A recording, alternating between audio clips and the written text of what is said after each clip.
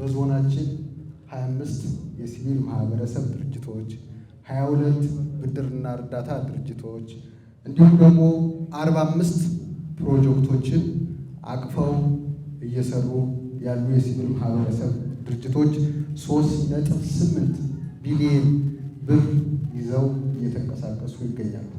እንዲሁም ደግሞ 1.4 ሚሊዮን ህዝብ በድግግሞሽ በዞናችን ዘንድ ተጠቃሚ እንዲሆን ህዝባችን ላይ ሰፊ ስራ እየሰሩ መሆኑ ይታወቃል። ስለሆነም ይህን ያህል ገንዘብ ወደ ዞናችን ይዘው ሲገቡ ከ1.4 ሚሊዮን ህዝብ በላይ ከ45 ፕሮጀክት በላይ ሞቢላይዝ እያደረጉ ያሉ የሲቪል ማህበረሰብ ድርጅቶችና እንዲሁም ደግሞ ብድርና እርዳታዎች በርካታ ገንዘብ ይዘው ወደ 1.9 ሚሊዮን ብር እያንቀሳቀሱ ይገኛል። የሚፈለገው በአሁኑ ሰዓት ትብብር ነው፣ ቅንጅት ነው፣ መመካከር ነው።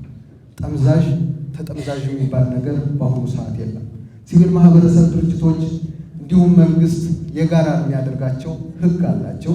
እንዲሁም ደግሞ የራሳቸውን በራሳቸው እንዲመክሩ ምክር ቤት ተቋቁሟል። የሁሉም ችግር መቼም የሰላም እጦቱም ሁላችንም ተደራሽ ያደርጋል። ሰላም ካለ ሁላችንም በሰላም ወጥተን መግባት እንችላለን። የሰላም ችግር በገጠመን ቁጥር ደግሞ ዳፋው የሁላችን ነው። ስለሆነም ከዚህ አኳያ መልካሙን ነገር ለማስቀጠል መልካሙን ነገር ለማስፋት ዓላማ አድርገን ተገናኝተናል። ክልላችን ዞናችን የገጠመው የትምህርት ስብራቱ ቀላል አይደለም። ከዚህ አኳያ የተፋጠነ ትምህርት በመስጠት በኩልና ይሄንን ችግር እንዲሻገሩ የሚሰሩ ሲቪል ማህበረሰብ ድርጅቶች አሉ። ይሄ በቀላሉ የሚታይ አይደለም።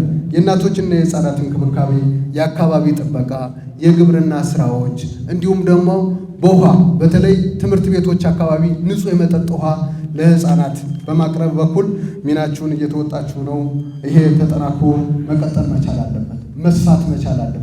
ቀጣይነት እንዲኖረው መመካከር የግድ ስለሆነ የሚጠበቅብንም እንደሆነ እንደ መንግስትም ይሄንን ደግሞ ማስቀጠልና ዘላቂ ማድረግ እንደ መንግስት ይጠበቃል፣ እንደ ህዝብም የሚጠበቅ ስለሆነ መመካከር የግድ ነው የሚለውን ነገር ወስደናል።